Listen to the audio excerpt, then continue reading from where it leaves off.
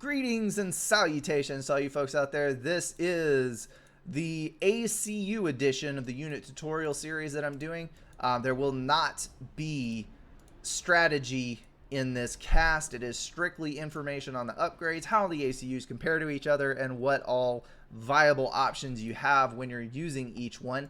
I have one more video to do after this one, that is the air units, and then I will jump straight into the strategies, which I'm sure everybody is waiting on, but we've got to get the basics laid down first. All right, I'm going to jump into this as quickly as I can, getting these statistics out of the way. I'm going to cover the base ACUs and then go directly into the upgrades.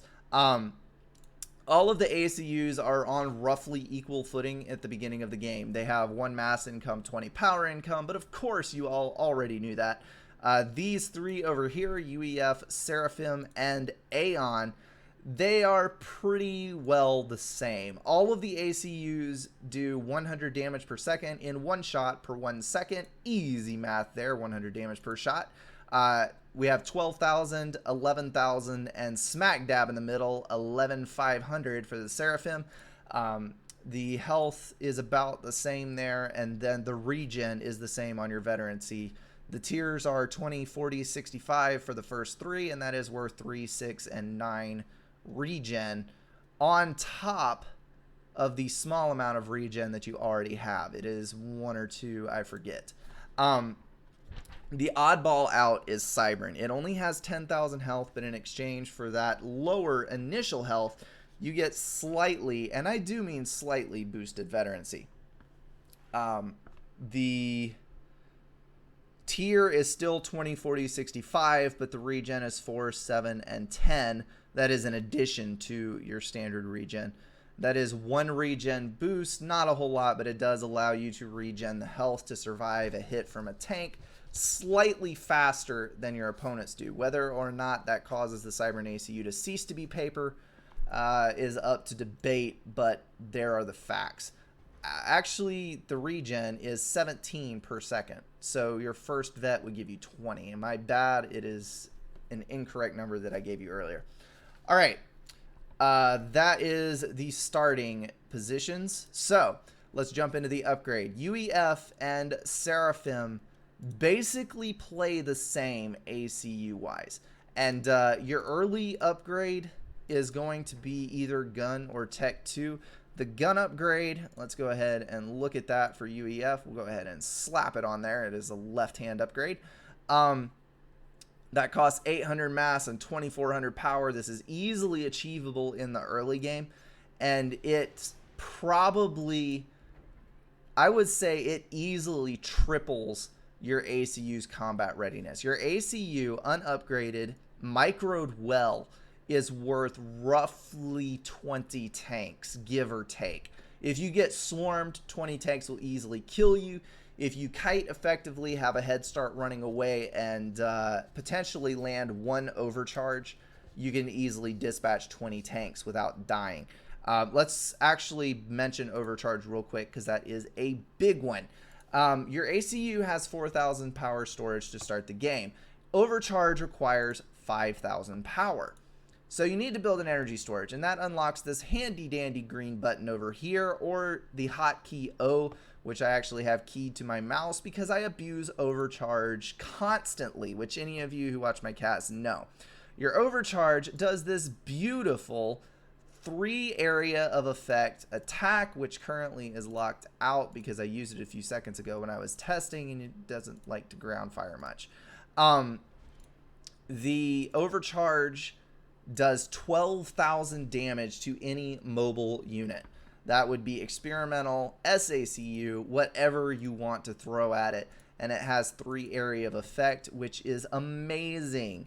This is handy for killing 2 to 3 units at a time. In any of the tech levels, only a 4 vet or higher Percival or Brick can survive an overcharge, and that's only if it has completely full health. So you can pretty much kill anything through tech 3 with an overcharge from an ACU. It only does 500 damage to ACUs because they cannot one-hit kill each other at the beginning of the game. That would be retarded. And then to buildings, it does a diminished amount of damage. I do not recall right off the top of my head what that is. Seems like it was 1500 or something, but don't quote me on that. That is one thing that I do not know. It does do diminished damage though. So, coupled with the overcharge, your extended gun range, which also doubles the damage. All three of these ACUs, when they double their damage, they double the rate of fire, whereas the UEF swaps to a 200 damage per second projectile instead of doubling the rate of fire. So there's a little faction variety there. Your gun upgrade is going to be something that you want to get early if you're taking an aggressive stance. It greatly increases the combat readiness of your ACU, and it also is a vital tool against the Aeon, because the Aeon Aurora can outrange your ACU unupgraded. However, with the gun upgrade, you do outrange the Aurora, so everything is all better. Couple that with the fact that the Auroras have low health and the UEF is the winner versus Aeon spam, because it one-hit kills every single Tech 1 Aeon unit and does not waste shots anywhere inside its range, because it will register the kill on the unit and retarget for the next shot.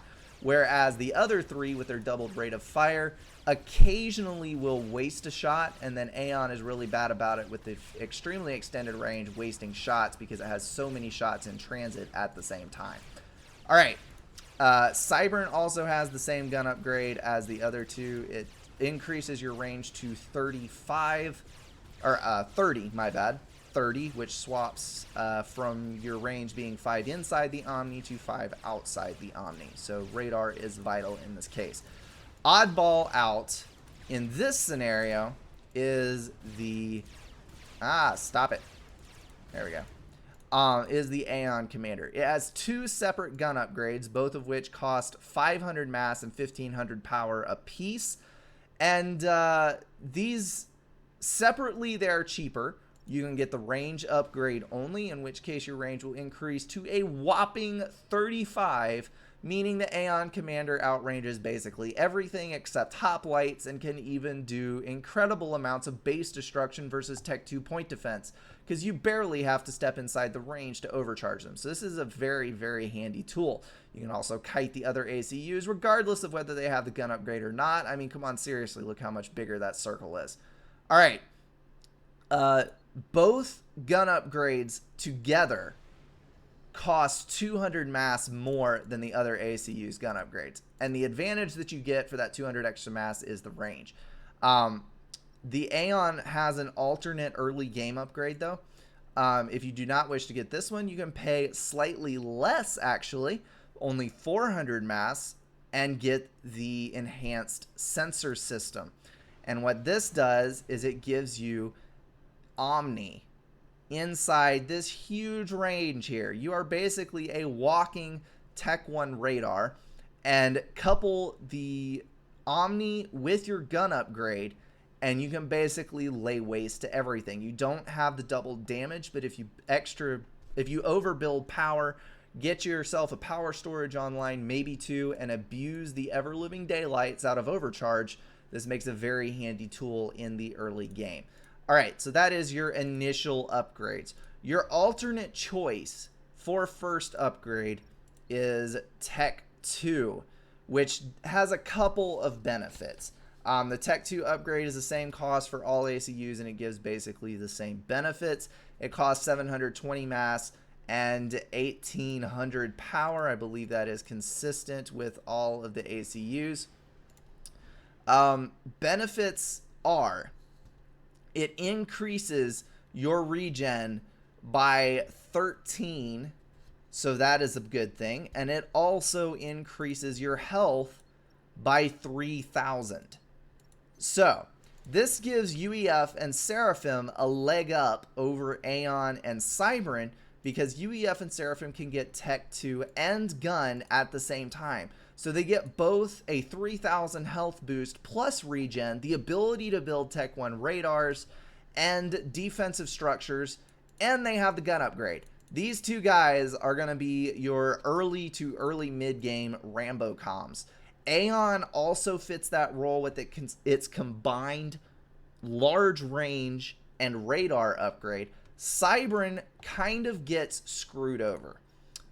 Its gun upgrade and Tech 2 upgrade are on the same arm. So you cannot get the gun and... I cannot click. You cannot get the gun and Tech 2 at the same time.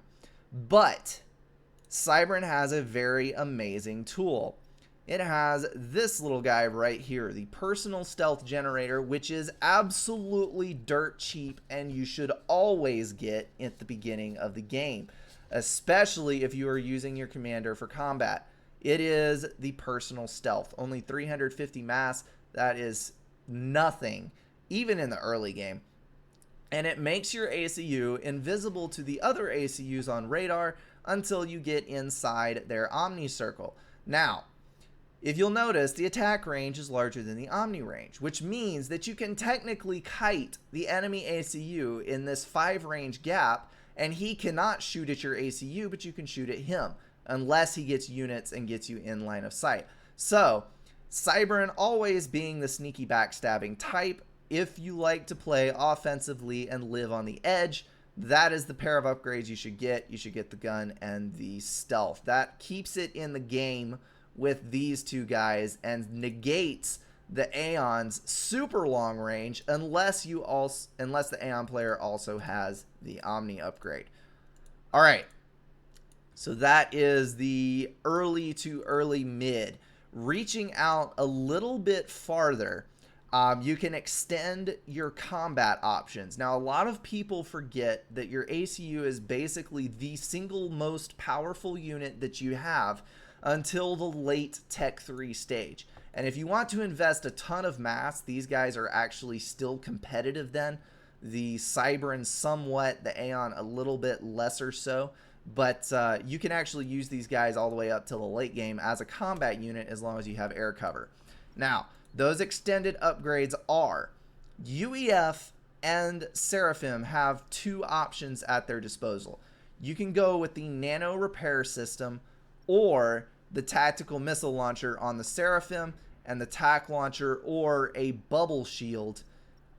This is a personal shield generator, pardon me, for the UEF. And they accomplish basically the same thing. I would argue that the Seraphim is actually more powerful overall because of the extended regen. The nano repair costs 2,000 mass and 90,000 power, which is a little more pricey. You're not going to be able to pull this off until probably 10 minutes in the game or later, and that's only if you're rushing it very, very hard.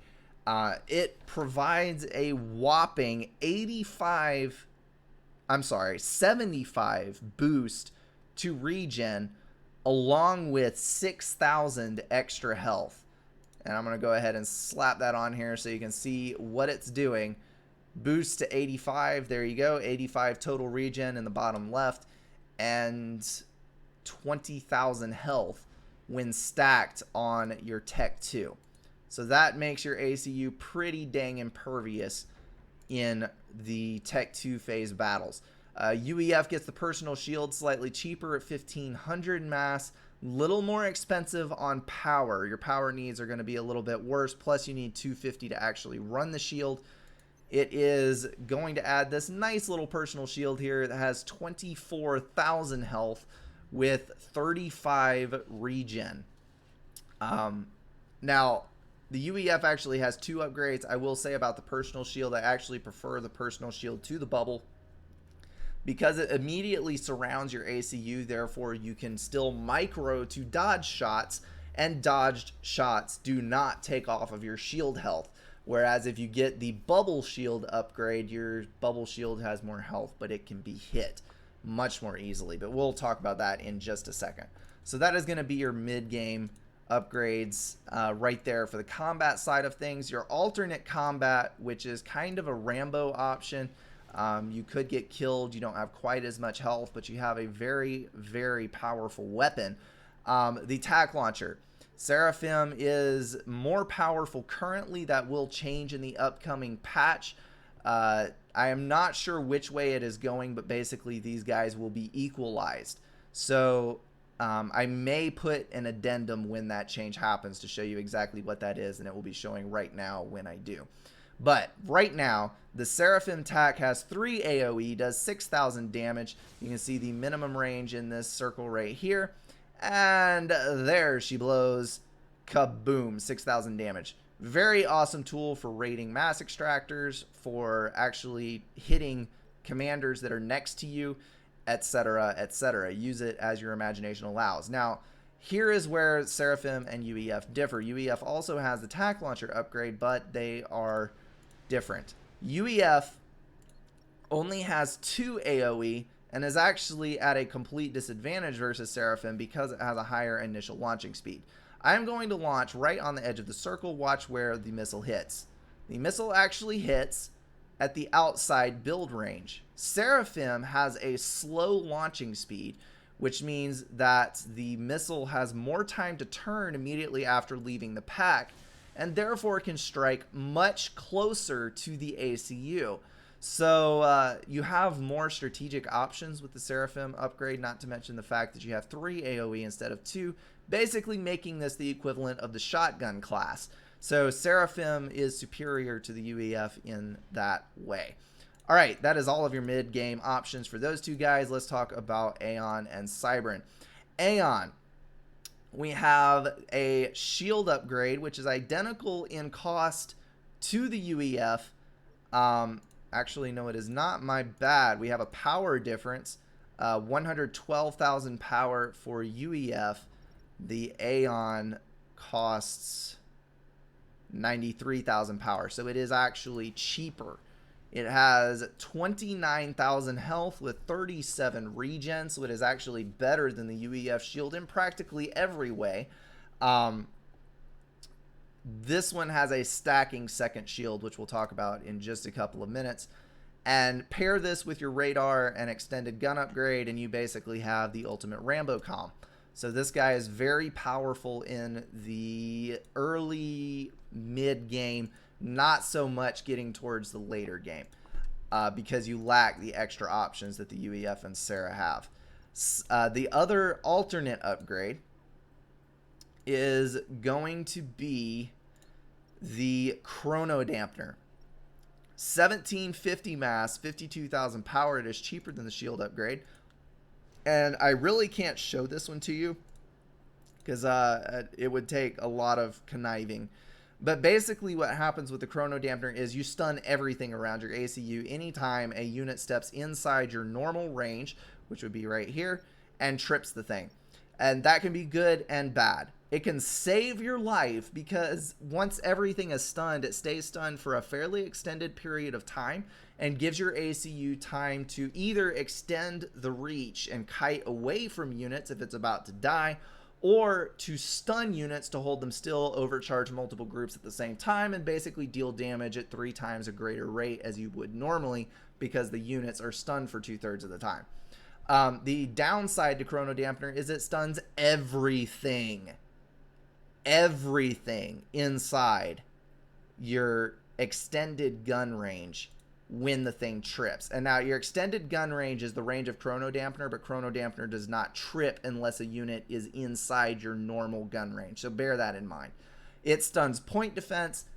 It stuns everything, including friendly units. So if you're going for Chrono Dampener upgrades, you need to let your teammates know. And if your teammate goes Chrono Dampener, you need to do the following. You need to give any and all units that will be in his area to him. Now, I know some of you are saying, oh, but I don't like giving my units to other players because they misuse them and mistreat them, and I am all against unit abuse. Well, if you give them to him, they don't get stunned. If you're fighting in his area and he has Chrono Dampener, your units are going to be stunned 2/3 of the time anyway, so they're going to be useless. Give the units to the guy with Chrono Dampener. That is all I had to say on that subject. I've seen that ruin so many games where people don't know what's going on and why units are getting stunned. If you have an Aeon commander with the Chrono Dampener, give all combat units in the immediate area to the person who owns the Chrono Dampener, because the Chrono Dampener trumps all. All right, that is a very underused upgrade, but I think it has a lot of potential. I would love to see it get used more. All right, Cybran. For alternate options, well, you really don't have a whole lot. You have a torpedo upgrade, which is kind of an oddball. 1,500 mass, 3,700 power. It is on par with the other mid-game upgrades. This upgrade gives you a whopping, I don't want to get this number wrong, so I'm picking up my sheet here. 250 damage on 60 range, which is huge. You can see this green circle out here. This ACU with the torpedo upgrade and probably stealth too, because then you can hide in the water and do all kinds of nasty things to navies. That torpedo upgrade can just about single-handedly own any amount of Tech 1 Navy. Now, theoretically, if you got enough Tech 1 subs and bum rush the ACU, you could kill the ACU. But you're going to take insanely heavy losses, and at this stage of the game, I really doubt you're going to have that many units. The ACU outranges the torpedo attacks on all of the Tech 2 subs, all of the Tech 2 destroyers, and all T1 units, and matches range with Tech 2 stationary torp defense. This sucker is insane. Very powerful naval upgrade that most people forget about. So couple this with a couple of cruisers and a destroyer or two, and you can absolutely demolish an equal mass navy from your opponent. So do not forget about that. Other than that is pretty much all of your upgrades. You had to pick between gun and Tech 2, and you have torpedo. So Cyber and ACU is very odd in the mid-game. All right, let's move to late mid-game upgrades. Let me mention, before I forget about the drone upgrade, this is basically a cheese upgrade for UEF. It costs 120 mass, 2400 power. You can build drone first as UEF if you immediately build 3 power generators following the drone and use your drone to assist the first 2 before sending your drone off to do other various and sundry random things. It can be a funny thing. Since we're on Settings, I will mention occasionally you will have time to get the drone to the island before your opponent gets an interceptor out. That is always funny. You can use it to build up on plateaus where normally you would have to drop an engineer with a transport. All kinds of handy things. The unfortunate side of it is that this unit can be shot down by interceptors or basically any anti-air. It also only has the combat suite from UEF, so it can build factories and defensive point defense, all that kind of stuff. Cannot build radar, cannot build that kind of thing. So take that how you may. You can go drone and second drone. They cost the same amount. They add 5 build power to your ACU. Whether or not you want them is up to you. All right, moving along to the late mid-game options. All 4 ACUs have resource allocation. This is the resource allocation system, RAS or RAS upgrade. You will hear everybody calling it that. If you don't know what RAS is, you do now. Now, all of the RASs are mass equivalent, but they vary in their position on the ACU and how much of each resource they give. Let's start with Cybern. Cybern is on the center chest upgrade. It gives you 12 mass per tick, 3,500 power. UEF gives 2 more mass for 14 and 200 less power for 3,300. And I believe they all cost the same. Yes, they do. 5,000 mass, 150,000 power. I'm sorry. UEF has an advantage in that it can get its resource allocation in addition to shield or tac missile and an engineering suite. So that is incredibly handy. It allows your UEF Rambocom to basically go without any support structures whatsoever, be survivable, have the Tech 3 engineering suite, a fair amount of storage, and have 14 mass income to boot. UEF is great at comebacks from that kind of situation. Seraphim, again, on the center chest upgrade, theirs gives 16 mass and 3,000 power, the least amount of power and the most amount of mass. And you'll notice that you actually have a second resource allocation upgrade. It costs the same, It gives you the same bonus. It's basically a double of the same upgrade. So you can stack that to where your ACU is now making 32 mass and 6,000 power. Well, 33 because of your initial 1 mass. All by its little lonesome.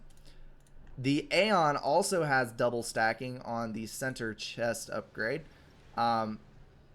I'm sorry, it actually has more mass than Seraphim. It has 18 mass, 2,700 power. And it does double stack as well. So Cybran has the most power, the least mass, and then you tick all the way around in 2 mass minus 200 power increments till you get to Aeon, which has 18. So that is your resource allocation upgrades. I'm going to go back to UEF for a second just to mention this upgrade, which I forgot about. This is one upgrade that you really do not want to use. Tech 2 is better in practically every situation, but just so you know the statistics on it. UEF has a nano repair system similar to the Seraphim's nano repair. It is inferior, but it also costs less. 1,200 mass, 44,000 power. Regen plus 60 does not give you any additional health. So I always go Tech 2 upgrade, the nano regen. The plus 60 regen is nice, but having the T2 is nicer in practically every way. So that is kind of, I'm not going to say it's completely useless because some people do use it, but I have a severe dislike for it. All right. That is the resource allocation. Your other mid-game options are secondary shield. This applies to UEF and Aeon. Your secondary shield, there you go, the bubble shield. It costs significantly more mass than the first upgrade did. Costs 3,000 mass as compared to the 1,500, twice as much. And it extends your shield range out like this. Your shield has 36,000 health with 42 regen. The advantage to the bubble shield is you can build point defense inside your shield range. Therefore, you're very good at establishing fire bases. You can build a Tech 2 shield right next to you, completely inside your bubble shield to get your little fire base started. So it makes it very powerful in fire base wars. Couple that with the Tech 3 point defense that UEF has, and you've got a pretty dang powerful weapon. The disadvantages to the bubble shield are that it's big. You cannot micro to dodge shots because they will always hit your shield no matter how cleanly you micro. So even though you have a little bit more health and you bump up to 36,000 health, if you're looking for a survivable ACU, stick with the bubble shield. If you're looking for an ACU to establish footholds, go to the bubble shield. All right. Seraphim, in addition to the resource allocation, has this, actually this restoration field kind of fits into the early game, but I legitimately forgot to mention it, so I do apologize. 600 mass for the initial iteration, 4,500 power, and then when you get to the second tier, 1,500 mass and 31,000 power. This provides a fairly significant increase in regeneration to all units around your ACU. And it boosts the maximum HP by a couple of veterancy ticks. So if you're playing Rambocom and using Tech 2 or Tech 3 land units around your commander, technically you could pull this off next to your gun upgrade and assist your Tech 1 tanks with it, but I don't know how viable of an option that is. It increases the lifespan of all units around you. So that is something to keep in mind. It is a handy tool as well in Firebase Wars because it will regen the point defense and various other structures that you have around you. You have a second tier on your main regen. This one costs 4,500 and gives you some pretty impressive increases. Let me get the exact numbers for you. It is plus 150 health per second, plus 20,000 health. Pair this with a Tech 3 ACU. I'm going to go ahead and hit that. And that gives your commander a whopping 4,700 base health, just over 60k health when you get your veterancy up. That is a beast. And you're plus 160, or no, it actually stacks on top of each other, but the counter is broken on the additional info. So plus 160 is a current upgrade. You have accumulated total of almost 300, I believe. It's like 270 some odd regen. I did not add that up exactly. So this ACU is beastly and very survivable. That is going to be its mid-range options. This gun upgrade, I think we may leave till late. No, it's not. Yeah, it costs too much power. We'll do that in late game. Aeon also has a stacked bubble shield. This one gives you significantly more health than the UEF shield upgrade does. It costs the same mass, 4,500, but the power is up to 1 million cost. And you'll see why in just a second. 44,000 health on that shield. Very impressive numbers. 44 regen on it as well. So that is a nice little tool to have. Makes your ACU very survivable. Cybran, we're still sticking with. Basically, it has the RAS upgrade. So, yeah. That is your mid-range options. Now, for your engineering suite, this is also the time when most people are going to be moving into the higher techs.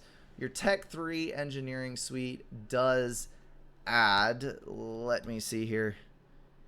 It adds 35 regen to your base total and plus 7,000 health in addition to adding to your build power and also unlocking Tech 3 and Tech 4 units. So that is a very good thing to have, especially on UEF and Seraphim, because the UEF T3 ACU fires tactical missiles basically as fast as a cruiser does.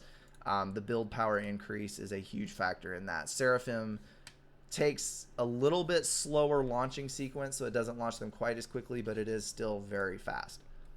All right. Tech 3 upgrade applies to all ACUs. Late game upgrades. All the ACUs have teleport. The difference on UEF is that UEF can get teleport and resource allocation at the same time, which is huge. Because even if your resources are completely depleted, you can actually teleport on your RAS. It takes a little longer, but you can do it. So that is a very, very nice tool to have if you're playing survival in a free-for-all, because you can teleport around the map and keep them from knowing where your ACU is at and hopefully survive while the other players kill themselves. All of the other ACUs have to replace resource allocation with teleporter. So that is a bit of a limiting factor on them. The UEF also has an upgrade to the tactical missile launcher. This booger is known as the Billy, and it is a beast. 12,000 damage in a nuke. This is a mini tactical nuke. It does only launch within the yellow range. And it looks like this. It does not say strategic launch detected, so your enemies do not know what's coming. Flies in on a tactical missile trajectory, and kaboom, mini nuke. It does not have as much area of effect as a regular nuke. It only does 12,000 damage, but this is an absolutely fearsome weapon of terror. A lot of times enemies do not know how to react to this. And if they do not have shielding or tac defense, you can very quickly demolish large portions of a base. You can kill off build power on factories. It is very easy to rack up the kills and therefore veterancy with this tac launcher. If you're going against the Billy, the best thing you can do is not panic. It only does 12,000 health and it is stopped by shields. So if you build shields with any of these races, actually not Cybran, because while the Billy will be stopped by the shield, the damage will overlap because the Cybran does not have enough shield health to deny the Billy. These two guys, Or if you're UEF playing against UEF, build a Tech 2 shield, and the Billy's basically useless because it hits the shield, detonates, doesn't quite kill the shield recharges before the Billy can be launched again. Or you can build another Tech 2 shield, and you can do that ad infinitum, and it won't hurt you. So it's easier to deny than people think. The other thing you can do is build 3 or 4 tac defense, and that will stop the Billy in its tracks, even if you launch right, if the TMD is right there, even if you launch right in front right here, 4 TMD will kill the Billy before it hits the ground. So it is not as hard to deny as people think it is, but it's a good panic tool. You can use it to shove your enemies off balance or possibly land a critical first hit. Now, the cost is a bit of a deterrent.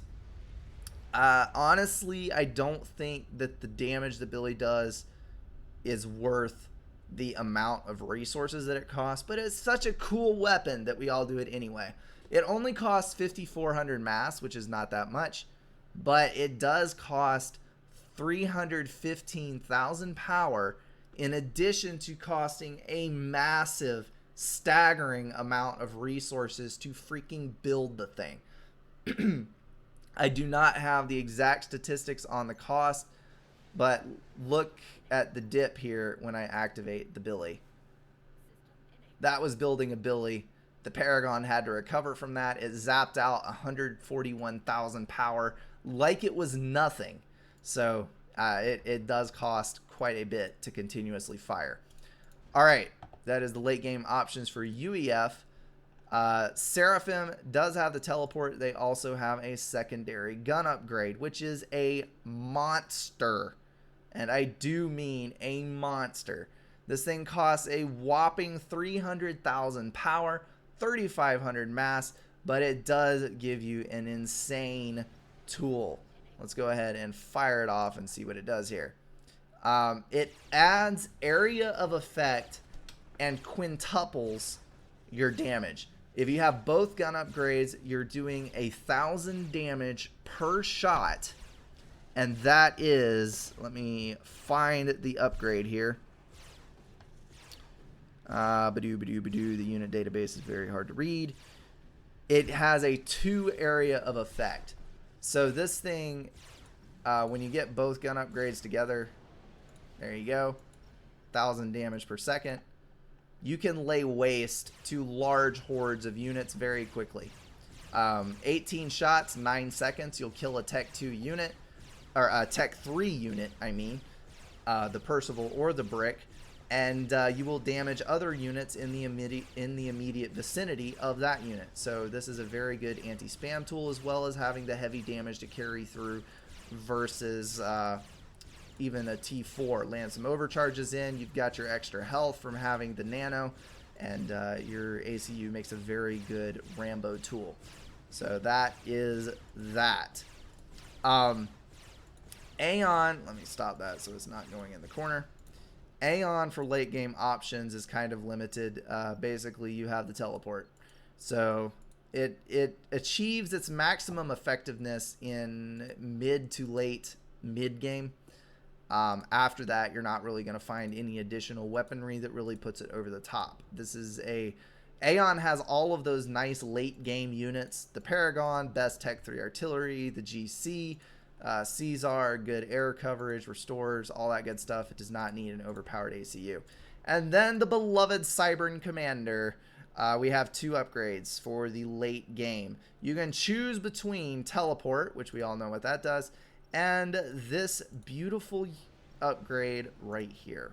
I love this one. The Cloaking upgrade. And let me snag the cost. That is actually easier for me to read it off of here than it is to find it on my sheet of paper printed off in the unit database. 6,000 mass, 750,000 power. This is an insanely expensive upgrade. It is almost as bad. Not really. Teleporter costs 15,000 mass and 1.5 million power, for those of you who are curious about that. That is consistent with all ACUs. Now, the personal cloak. We've got to talk about cloak versus stealth. Personal stealth conceals from radar. Personal cloak prevents visual sight. Omni overrides both of them and renders your unit visible. So the Cybran Tech 1 Scout, the mole, has cloak, but not stealth. So units cannot see it to hit it, but you can get a radar blip, which units can then fire at. The Aeon, or the Cybran ACU with the stealth upgrade, cannot be seen by radar, but can be seen by visual stuff. The upgrade in this case stacks. And you can see this nice purple color emanating from the ACU. That means we're cloaked at the moment. So you are invisible both to visual and to radar as long as you're not inside somebody else's Omni range, which means if you step inside the Omni range of an ACU, they can see you. As we discussed, though, your gun range actually outranges the Omni, except for Aeon. Therefore, you can kill someone with the Mazer, which we'll talk about in just a second, while being completely concealed from the enemy ACU. This is also handy because you can activate the cloak, and as long as you do not walk into an Omni sensor, you can put your ACU on hold fire by doing this or by double tapping the left bracket key. And you can casually walk through their base unseen and unfired at until you get to wherever you want to go, turn your firing mode back on, and kill it. One thing you do need to know about the other upgrade, though, let's go ahead and jump to the Mazer, the toy that everyone knows and loves, and that usually gets coupled with teleporter, so you can teleport zap and kill someone. The Mazer costs 4,000 mass and 500,000 power. It is not that terribly bad cost-wise, but it does a massive 4,000 damage per second. The only drawback is that it has very sorry targeting, like all of the lasers do. So if you focus fire, you can kill a unit with it. Walking around, it may drag the ground some. It may do random things. It's kind of hard to predict, but it does do massive damage nonetheless. It also... It also matches range with your gun upgrade. So your Mazer does extend when you have the range upgrade. One thing that I do need to mention is a fairly common glitch, which gets a lot of people in trouble. And if you watch this tutorial, you will have a leg up on the competition. If you put the Cybran ACU in a transport at any point in the game, even if you do not have the Mazer upgrade yet, the Mazer will not work. So, if at any point you plan on using the Mazer, or for that matter, if you're in any big map and you think you might have to at some point fall back on a telemazer, you should never put your ACU in a transport if you're Cybran, is basically what I'm saying. Because your Mazer will not fire after you've been in a transport. So bear that in mind. That is a known glitch in this game, and I think some people are trying to work on fixing it. I will put annotation if and when they do, but that is something to keep an eye on. All right, you know the weapon, teleport Mazer. How do you deny it? Well, Tech 1 point defense and shields. About a dozen Tech 1 point defense and 3 overlapping shields so that you have at least 2 shield walls between you and the enemy no matter where they teleport in, and the Mazer ACU will die and you will live. Alternately, you can stick your ACU in the water. So it is actually pretty easy to survive. It is kind of a cheese weapon. That is the Cybran late game upgrade.